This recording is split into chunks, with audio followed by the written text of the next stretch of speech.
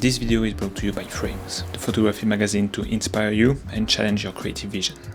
This is a photo I took in Yunotsu, a retro little onsen town by the Sea of Japan, and I quite like this scene. I was blessed with some beautiful golden light on that morning. The architecture of the building on the right is also quite nice, and the windows let some light go through to create beautiful warm patches on the right side of the frame. So this video is the second half of a recent road trip I had with two friends going through the Shimane prefecture, and this time I only brought with me one camera, which was the Sony a7C II with one prime lens, the Sigma 35mm f2. Is 35mm the ultimate everyday and travel focal length? I guess we'll find out throughout this video, but first let's go back to the start of that early morning photography session I had in Yunotsu.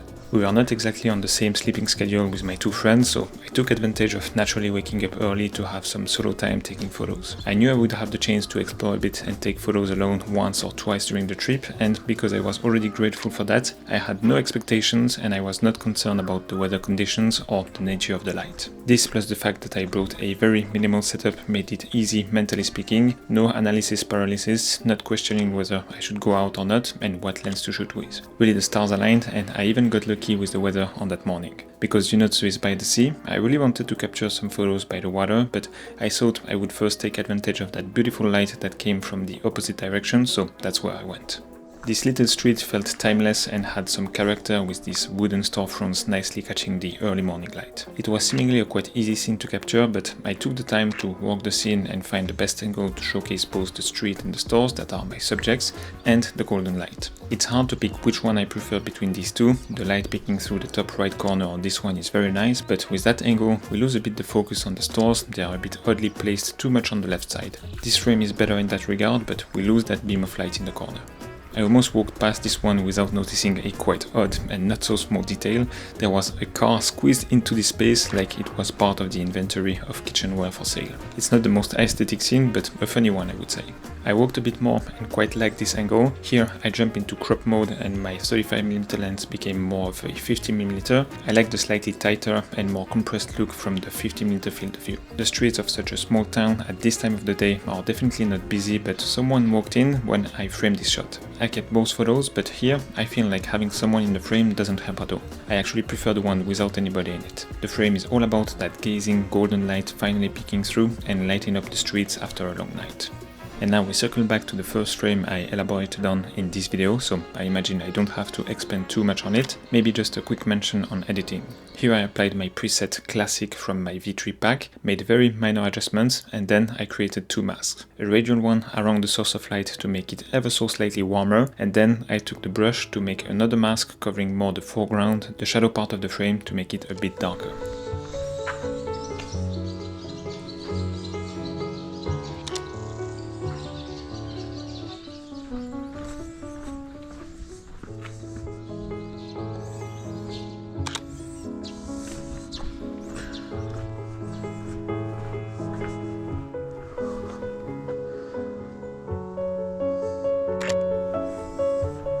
As I reached the end of the town and before heading back towards the sea, I saw this little storage kind of building looking like to be almost swallowed by the bamboo forest behind. I placed myself pretty close to that other building on the right side to have some sort of a foreground, creating depth and inviting the viewer's eye to the subject of the frame. Luckily the light was only softly touching the bamboos on top, resulting to a pretty even exposure all across the image.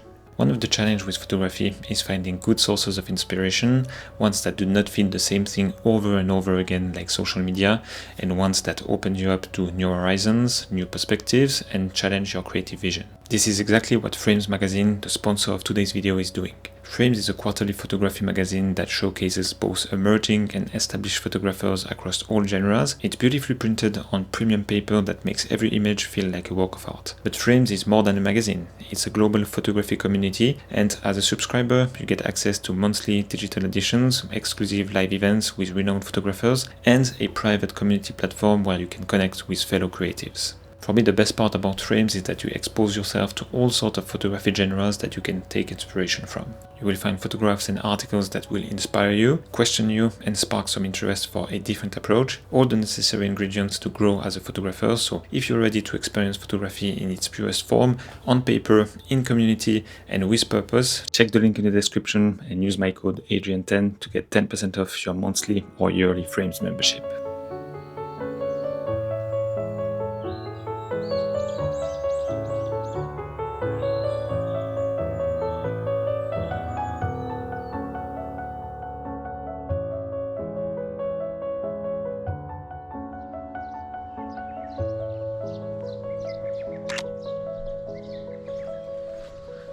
As I made my way back to the sea, I took a few photos along the way, not really worth elaborating too much on.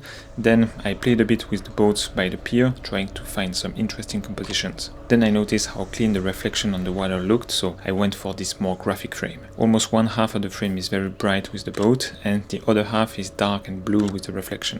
I tried two variations of this pretty abstract composition, and I quite like the results.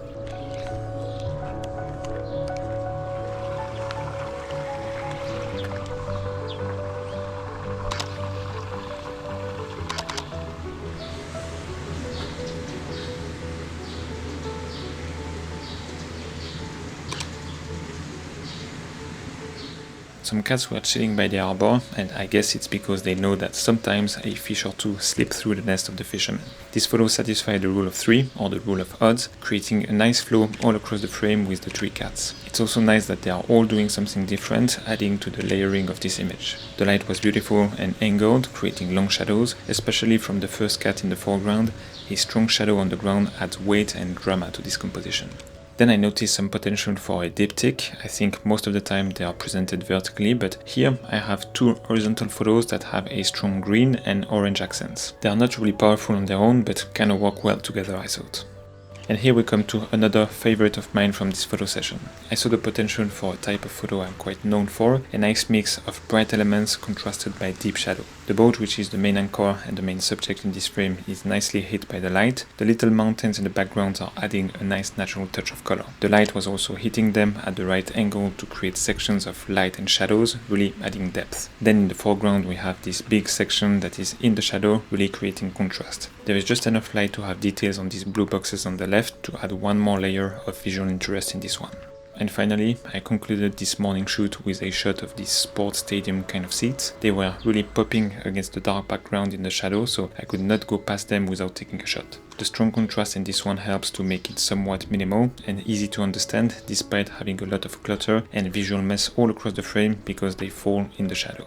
After my friends emerged from a long night of sleep, we took the road and headed over Izumo to check the mighty Izumo Taisha. It was not excessively hot, but the light was so bright, I almost never saw that. It was really gazing and we felt like catching sunburns in minutes. The challenge in such locations is to find compositions that don't feel too messy with too many people in them. So obviously getting a center shot of the Kagura Den with nobody is pretty much impossible, but you can play around and find angles that make the location look empty. I like this one showcasing the big sacred ropes and only one person in the frame. Here I used the wall on my left to add some foreground, yes, but mostly to cover that part of the frame where a lot of people were just standing behind.